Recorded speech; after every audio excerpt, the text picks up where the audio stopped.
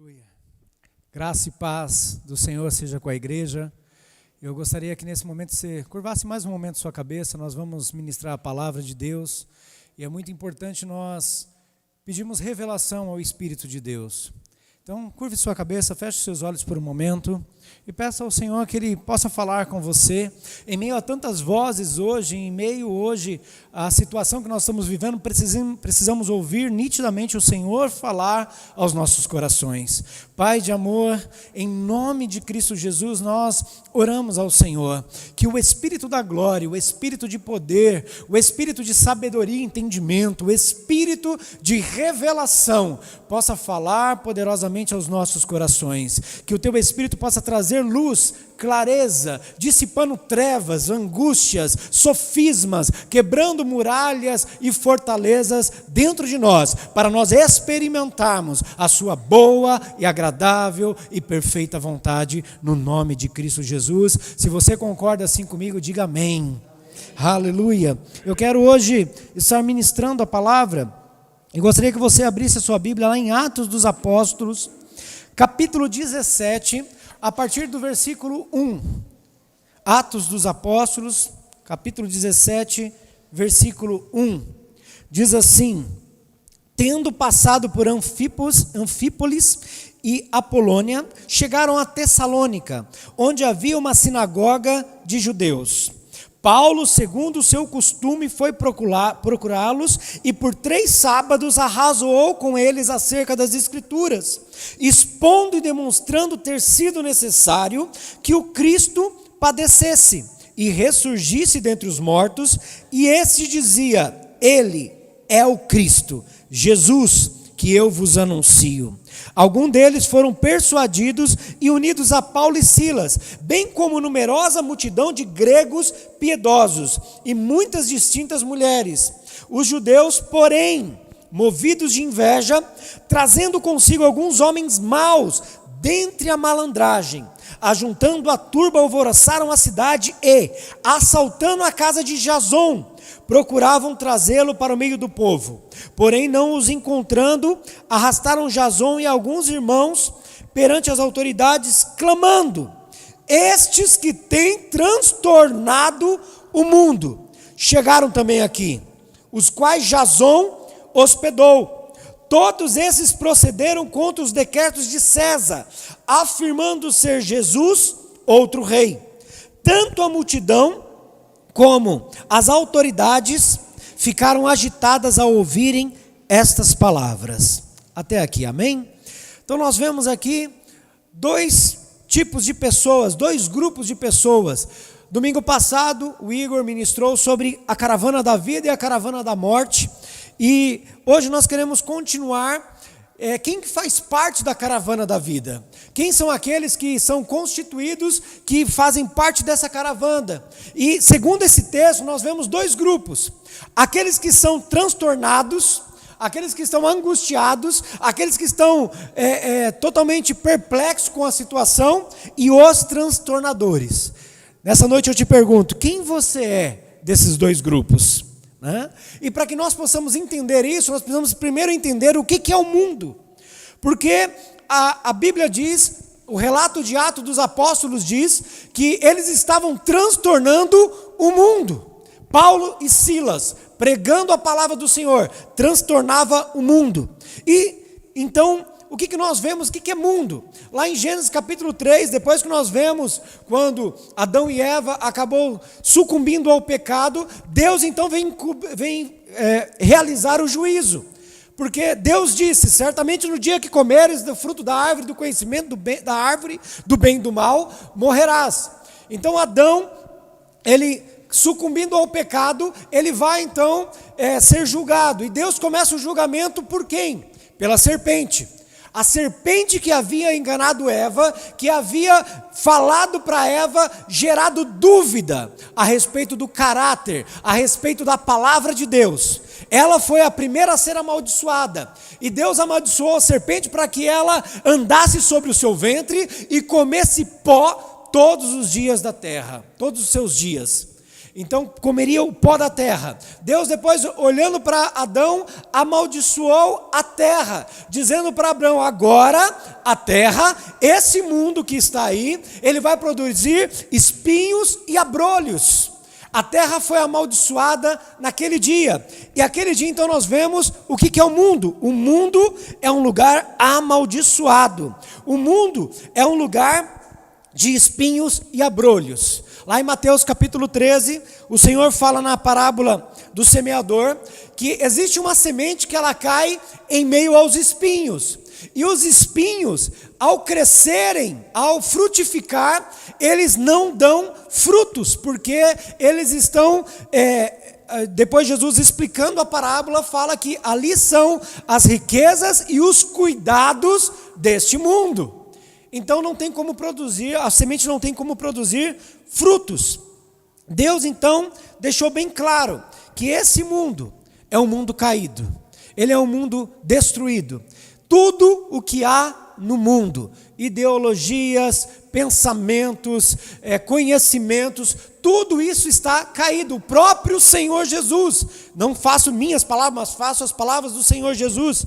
Quando Jesus estava para ser crucificado, algumas horas antes ele fala: eis o príncipe deste mundo, da qual eu não tenho parte nenhuma com ele. Então Jesus já havia declarado que neste mundo existe um príncipe. Quem é o príncipe deste mundo? Satanás, a serpente que começa a governar este mundo. Então a associação da serpente com o mundo gera o império das trevas. E a serpente, da qual Deus disse que comerás o pó da terra, lá em Gênesis capítulo 3, nós vemos que lá em Apocalipse se tornou um grande dragão. Por quê? Porque ela se alimenta do pecado do homem.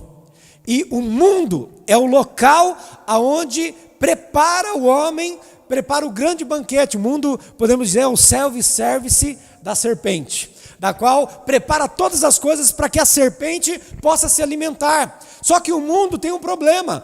A Bíblia diz, lá em Tiago, que o mundo, ele é inimigo de Deus. E aquele que quer se tornar amigo do mundo, se torna inimigo dele. Então pergunte para a pessoa que está do seu lado: você é amigo de Deus ou amigo do mundo?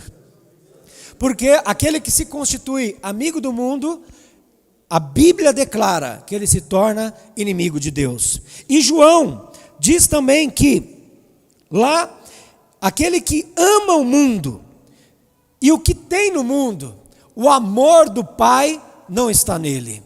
E por que nós temos que definir bem o que é mundo? Porque o mundo é onde nós vivemos, é esse ambiente. Não tem como nós sairmos do mundo, por enquanto. Mas haverá um dia que a igreja de vencedores será arrebatada. Haverá um dia que um povo separado, santo, aquele que vive a justiça de Cristo todos os dias, não viverá mais neste mundo. Mas enquanto isso não há, nós vivemos segundo a palavra que o próprio Senhor Jesus diz, que vós estáis no mundo, mas não sois do mundo. E o mundo é toda essa ideologia, o mundo é tudo isso que nos rodeia, o mundo é o que nós vemos na televisão, o mundo é o que nós aprendemos em cursos, aprendemos em faculdade. O mundo são coisas que acontecem ao nosso dia a dia e que vem formando dentro de nós uma situação, formando um caráter, formando um estilo de vida, formando pensamentos, formando sonhos. Mas tudo isso baseado no mundo é algo que nós vamos perder muito tempo. E Paulo e Silas, então, o que eles estavam fazendo? Transtornando o mundo da época. Transtornando aquilo que as pessoas viviam acomodadas, que viviam o seu dia a dia de uma maneira normal. Mas o que aconteceu? Os judeus, aqueles que não receberam a mensagem, aqueles que não foram tocados pelo Espírito, aqueles que realmente não se quebrantaram, esses se revoltaram contra a mensagem de Paulo e Silas. E o que eles fizeram? Eles foram até as autoridades, não aceitaram o evangelho e tentaram calar Paulo e Silas. E usaram uma razão. Qual é a razão? O que faz as pessoas serem transtornadas no mundo? E o que nos torna transtornadores deste mundo? É quando nós vamos contra o rei que opera no mundo. Aqueles judeus, então, eles se depararam com as autoridades e falaram: olha, Paulo e Silas está pregando, Paulo e Silas está anunciando uma mensagem. Mas sabe qual é a mensagem? Eles estão anunciando uma mensagem que existe um outro rei, e esse rei se chama Jesus. E essa mensagem então trouxe ódio, essa mensagem trouxe discórdia, essa mensagem trouxe revolta. E quando nós ministramos que Jesus é rei, é onde que as coisas começam a ser transtornadas. Veja, o mundo não tem problema nenhum com o evangelho, porque os princípios do evangelho você pode ver em redes sociais, você pode ver em conversa com pessoas, você falar de caráter, de bondade, de compromisso, de ser um bom pai, de ser uma boa mãe, de honrar o seu pai e a sua mãe, de ser um bom filho. São padrões morais que o evangelho é ministrado, que o evangelho passa, transformação do homem.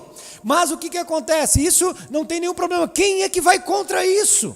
Só alguém lunático, só alguém pervertido, só alguém totalmente desvirtuado de qualquer senso moral. Mas quando você chega para essa mesma pessoa que concorda, é bom ter um casamento abençoado, sim ou não? É bom ter um relacionamento saudável, sim ou não? É bom ter uma vida financeira estável, é bom você ter uma família abençoada. Todos vão dizer que sim. Mas quando você fala que no seu casamento é Jesus que tem que reinar, quando você fala que é na sua vida financeira que Jesus é o rei, quando você fala que na sua família quem governa a sua casa é Jesus, essas mesmas pessoas que concordaram anteriormente, elas vão discordar e elas vão se levantar contra. E hoje em dia nós temos muitos reis que tem que ser levantado quando você prega Jesus como rei. Isso traz tanto transtorno. Hoje nós vemos a situação que nós estamos vivendo, hoje vivendo como igreja, sabe? Eu trabalho, tenho o meu comércio e sou autônomo, e pela graça de Deus, Deus tem nos abençoado. Como o pastor acabou de falar aqui, as pessoas da igreja têm vivido um tempo de favor de Deus, e nós temos vivido o tempo de favor de Deus. Mas deixa eu te falar, eu penso que eu sou um traficante, eu penso que eu sou um meliante, eu sou um bandido, que eu passei 3 semanas trabalhando de porta baixada, e aí quando chegava um cliente na minha porta, ele batia, eu levantava a porta, olhava para um lado, olhava para o outro, o que você quer? E aí a pessoa, eu quero isso, aquilo, eu falava, só um minuto, aí baixava a porta, ia lá, preparava o produto dele, novamente ia para a porta, levantava, entregava, passava a maquininha, eu recebia o dinheiro e baixava a porta de novo. Olhava para antes de abaixar, esquerda, direita e abaixava. Então veja só, a situação que nós estamos vivendo, a OMS, a Organização Mundial da Saúde, tem dito coisas, tem falado coisas, tem operado que hoje, se nós formos contra, eu tenho acompanhado no Face, visto no Instagram, qualquer coisa que se fala contra ela, você é um alienado, você alguém sem, que falta as suas faculdades mentais, que você não é dotado de inteligência, para não chamar de burro. Então veja, tudo aquilo que opera contra aquilo que é a palavra de Deus. Eu não estou falando que nós vamos ser pessoas irresponsáveis, não estou falando que nós vamos agir de maneira leviana, de maneira totalmente sem senso, mas nós temos que entender que aquilo que opera no mundo não pode operar na nossa vida. E quando você se levanta para ir contra isso, as pessoas vão se levantar contra você também. Porque aquilo que opera dentro delas é o padrão do mundo, a ideologia do mundo, o pensamento do mundo. E nós precisamos atentar para isso. Então, no dinheiro, se tem algo que preocupa demais é dinheiro. Então nós vemos as pessoas correndo atrás, constantemente nós vemos em bancos as filas enormes, filas quilométricas até, para as pessoas tentar buscar o recurso da ajuda emergencial. Mas essas mesmas pessoas, muitas eu vi postagem, vídeo, são aquelas que recebem o dinheiro e elas não estão preocupadas em pagar a água e a luz, pagar o aluguel. Tem uma pessoa que falou comigo, sobre uma pessoa que recebeu esse auxílio, foi lá e comprou uma caixa de cerveja e carne para churrasco. Olha a necessidade dele, olha aquilo que ele vive, mas é o mesmo que vai contra quando você fala que a sua vida financeira tem um rei, e esse rei se chama Jesus. E aí ele começa a discordar de você, começa a discutir com você, que dar dinheiro para pastor, dar 10%, que absurdo isso, mas é o mesmo que gasta 30% do salário na boca de um bar, é o mesmo que gasta 20% do seu salário, ou até o seu salário todo, na biqueira. Por quê? Porque o padrão dele é o mundo, não é o Senhor Jesus. E existe outro rei que são conhecimento. Conhecimento não é algo pecaminoso em si, mas quando você faz do conhecimento natural aquilo que é prioridade na sua vida, isso se torna o seu rei. Quantas pessoas que têm conhecimento, têm entendimento de faculdades, têm conhecimentos de história, geografia, têm de filosofia, têm de todas essas coisas, são contra tudo aquilo que se levanta quando se fala de Deus, quando se fala de Jesus. Então, esses são alguns reis. Agora, deixa eu te falar algo. E eu quero que você grave isso. Quem reina em sua vida vai determinar o resultado. Deixa eu te perguntar, quem tem reinado na sua vida? Porque quem reinar vai determinar o resultado. Quem reinar na sua vida determina que tipo de casamento você vai ter. Quem reina na sua vida vai determinar que tipo de vida familiar você vai viver.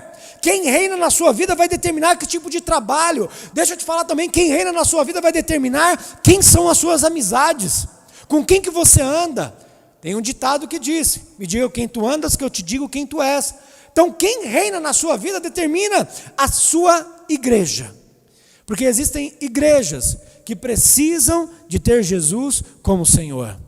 E eu creio que você é um daqueles que escolheu Jesus como Senhor. Então, como que transtorna o mundo? Quando pregam Jesus como Rei.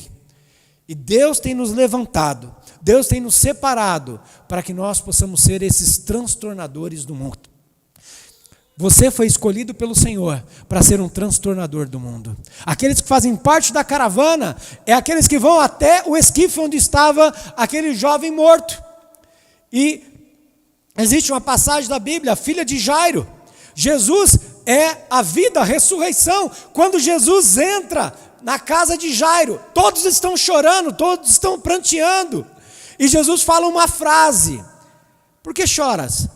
Ela não está morta. E todos começaram a rir. Por quê? Porque eles não estavam acostumados com aquilo. Jesus estava ali para transtornar aquele lugar. E o que Jesus faz? Separa os discípulos, entra no quarto, fala para aquela menina, levanta-te. Ela levanta, é ressuscitada naquela hora. E aqueles que estavam rindo, depois viram o poderoso milagre que Jesus estava operando. Então nós fomos chamados pelo Senhor para operar os milagres do Senhor, para anunciar que Jesus é Rei, é Ele que governa, é Ele que está acima de todas as coisas. E existem 3 características básicas de alguém que é um transtornador. Então, a primeira é a mensagem da graça. Paulo e Silas estavam ministrando, ensinando a mensagem da graça. Deus não está te julgando. Ele não está mais zangado com você. Ele não está mais irado com você. Na verdade, Deus te ama de tal maneira que entregou Jesus para sofrer e morrer no seu lugar. Essa é a mensagem da graça. Tudo já está consumado, tudo já está feito. Jesus pagou o preço por você. Jesus te salvou naquela cruz. E ao 3º dia Ele ressuscitou para te promover um dia a subir com Ele nos céus. Então essa é a mensagem que tem sido liberada. Não a mensagem do mundo. Meritocracia, que você tem que fazer, que você tem que acontecer, que você tem que ser o melhor, que você tem que ser o mais bonzinho de todos, que você tem que ser o perfeito, senão Deus não se agrada com você. Essa é a mensagem que Paulo e Silas estavam pregando. Então aqueles que estão transtornando o mundo com a mensagem da graça, são aqueles que dizem, por mais que você faça, por melhor que você seja, por mais santo que você tente ser, isso não tem como agradar a Deus. A única coisa que agrada a Deus é quando você olha para a cruz, olha para Jesus e fala, eu não sou digno do sacrifício dele, mas ele me amou e eu aceito esse sacrifício, eu aceito esse Jesus, e isso traz a graça de Deus manifesta dentro de nós. Isso nos dá salvação. Essa é a mensagem que ele estava pregando. Mas o mundo não aceita essa mensagem. Isso é muito barato. Se é esse evangelho que está sendo ministrado, se não tem que fazer nada, eu apenas tenho que crer, eu apenas tenho que receber, é muito barato. Deixa eu te falar, não é barato. É de graça. Você só tem que receber através da fé. Você só tem que abraçar a cruz e falar: aqui era o meu lugar, era para eu estar aqui, mas Ele me amou de tal maneira, e agora eu sou livre, eu sou liberto, eu sou redimido, eu sou salvo. Essa é a mensagem que tem sido ministrada. E é essa mensagem que transforma. Essa mensagem, aquele que aceita é transformado por essa mensagem. Aquele que recebe essa mensagem, eu não merecia, eu não tinha condições minhas mesmo, eu tentei ser um bom pai, eu tentei ser um bom marido, eu tentei ser uma boa esposa, eu tentei ser um bom filho, eu tentei ser um bom funcionário, mas eu não consigo. E quando você chega no limite de si mesmo, quando você chega no fundo do poço, Jesus estende a mão para você e pega e fala: agora deixa eu te salvar. Essa é a mensagem que ele estava ministrando. Jesus quer pegar na sua mão hoje e te tirar do poço onde você está. Jesus quer te pegar hoje e tirar da situação da onde você está. O seu casamento tem jeito, a tua vida financeira tem jeito, você tem jeito porque Ele te amou de tal maneira. Então creia nisso. Ele está pronto, com as mãos estendidas e os ouvidos destapados para ouvir a sua oração. Diga a Ele nessa noite, diga a Ele nesse momento: Jesus, me salva. Jesus, eu quero ser salvo por Ti, salvo da situação, salvo da circunstância. E isso vai acontecer, porque esse é o evangelho da graça. Aleluia, aleluia. Esse é o evangelho. E aqueles que transtornam o mundo, transtornam com essa mensagem. Mas há uma outra característica também: aquele que transtorna o mundo, transtorna porque caminha no poder do Espírito Santo. Quem transtorna o mundo são aqueles que andam pelo poder de Deus, que quando flui vida de Deus, as coisas acontecem. Quando eles oram, as coisas acontecem. Hoje recebemos um testemunho pelo WhatsApp de uma irmã que quinta-feira passada, ela fez um pedido no momento do quebra-gelo da célula, e hoje Deus atendeu o pedido dela, e ela está toda feliz por isso, porque Deus ouve a oração, Deus responde, Deus transforma, Deus cura. Sim, Deus cura. Essa situação que está vivendo, nós estamos vivendo essa pandemia, todos, mas nós temos pessoas que têm sido curadas, nós temos pessoas que têm sido abençoadas, nós temos pessoas que estão passando por isso, mas o Senhor está livrando, porque o Senhor diz em sua palavra: muitas são as aflições do justo, mas o Senhor os livra de todas. Então, aquele que anda pelo poder do Espírito, é aquele que realiza os mesmos sinais, os mesmos milagres que Jesus realizava. E a terceira característica é aqueles que são transtornadores. Eles vivem o propósito de vida. Então preste atenção. Cada um tem um propósito de vida dado por Deus. Você nasceu com um propósito de vida. Você pode dizer para a pessoa que está do seu lado aí: você nasceu com um propósito de vida. Agora, o meu propósito não é o seu propósito, e o seu propósito não é o meu propósito. Mas quando eu realizo o meu propósito, e você realiza o seu propósito, e você realiza o seu propósito, juntos nós realizamos o propósito de Deus. Por quê? Porque para tudo há um propósito debaixo dos céus, lá em Eclesiastes capítulo 3, e a sua vida ela tem que ter sentido, a sua vida tem que ter significado, e aquele que entende isso, ele realiza o propósito de vida.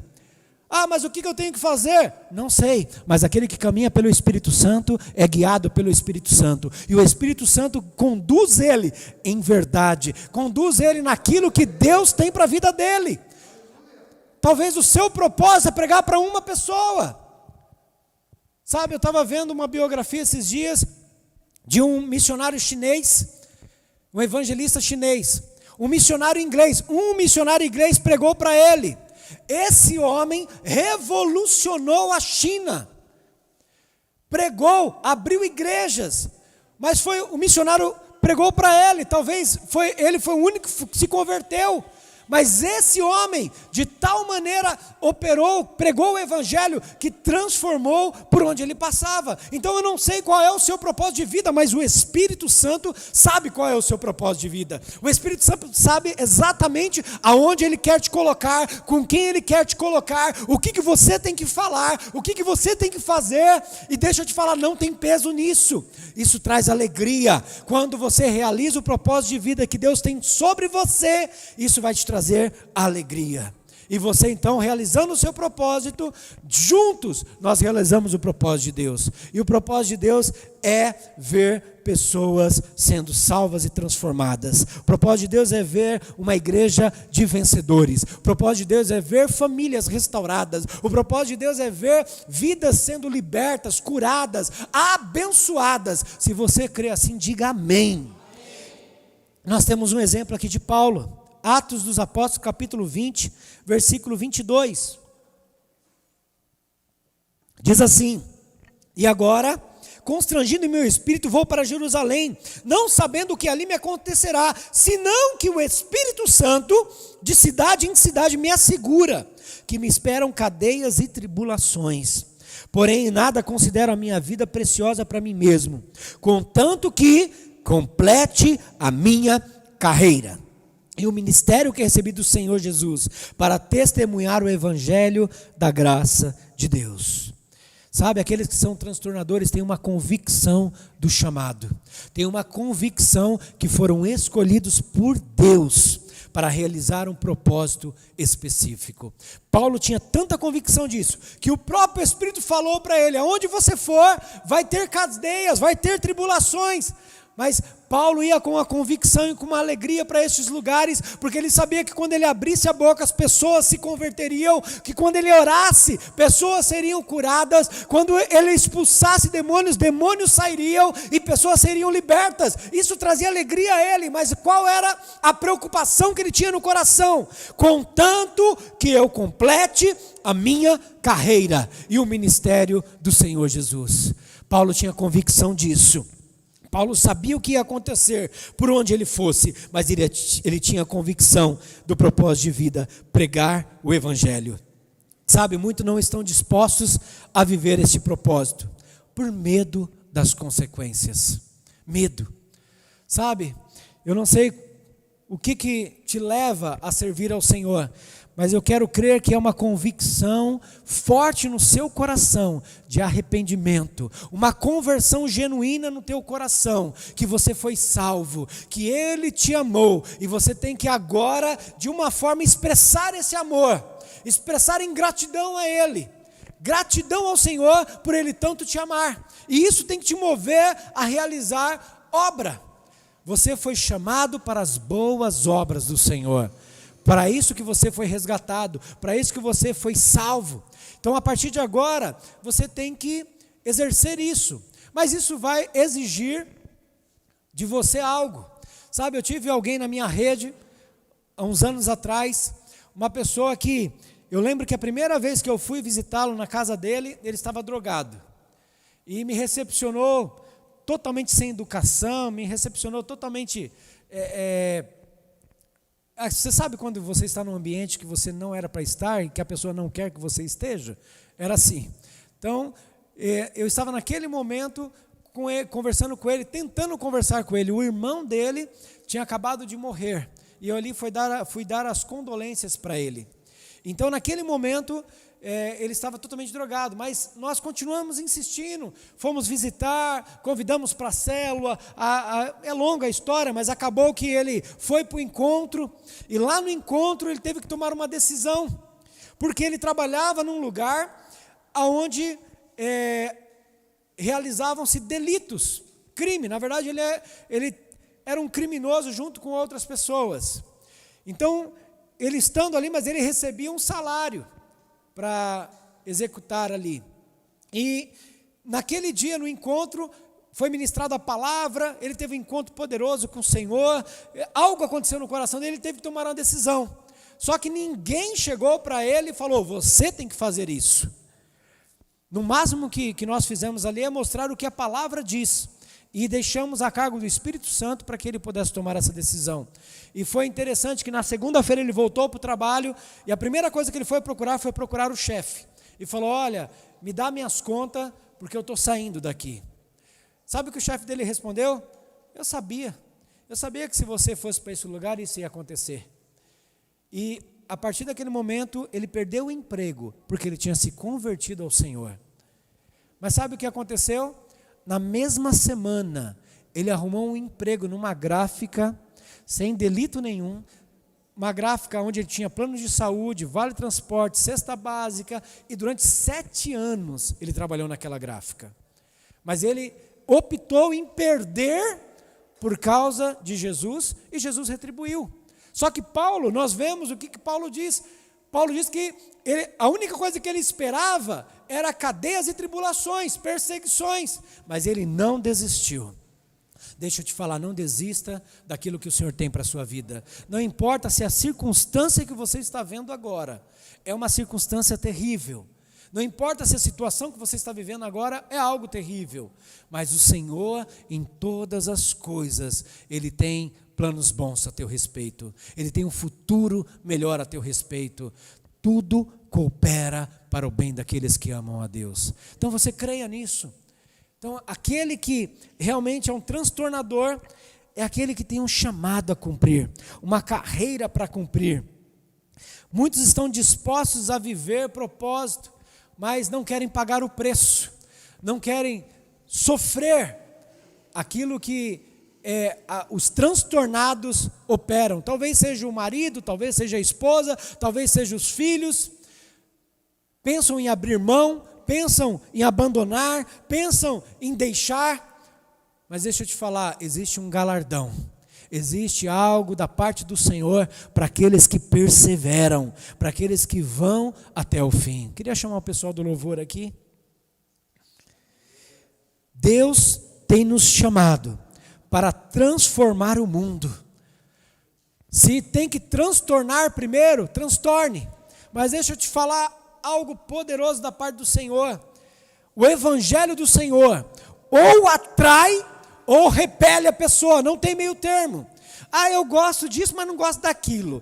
Eu acho legal isso, mas não acho legal aquilo. Não tem como ficar em cima do muro. Não sei se você já ouviu a história de cima do muro, mas tem uma história em cima do muro, que a pessoa estava em cima do muro, de um lado era o inferno, do outro lado era o céu. E os anjos do lado do céu vêm, pula, desce, sai daí, sai dessa situação, vem para cá. Olha aqui o que nós temos para você, é bênção, sai daí, vem para cá, vem para a célula, vem para o culto, vai para o encontro, vem participar conosco.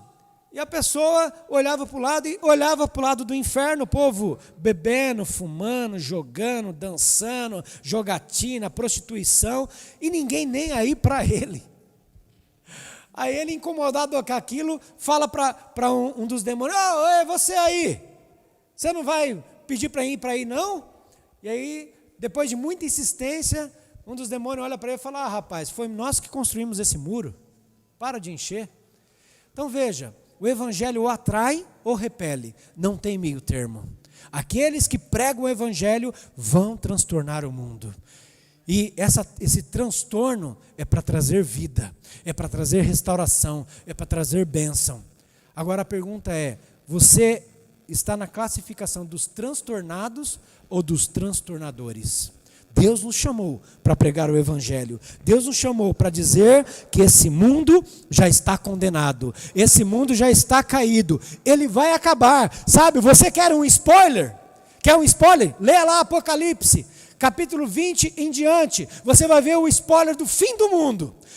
E Deus disse: haverão novos céus e nova terra. As primeiras coisas passaram, e eis que faço nova todas as coisas. Então, se você quer o spoiler do que vai acontecer com esse mundo, ele vai ser destruído, vai ser acabado. A única coisa que vai para a eternidade é a igreja, é um povo santo, salvo, redimido pelo sangue de Jesus. Então escolha hoje ser esse transtornador. Eu gostaria que você fechasse os olhos aonde você está. Nós vamos cantar uma canção e eu gostaria que você respondesse ao Senhor esse chamado. que você pudesse pedir ao Senhor: Senhor, usa a minha vida, usa a minha casa, usa essa situação a favor de mim, como o Luan testemunhou aqui, usou a favor para que ele pudesse crescer. Então peça ao Senhor agora: Senhor, fala comigo, que o Senhor possa me abençoar agora, e faça agora a sua oração, dizendo ao Senhor: Senhor, eis-me aqui.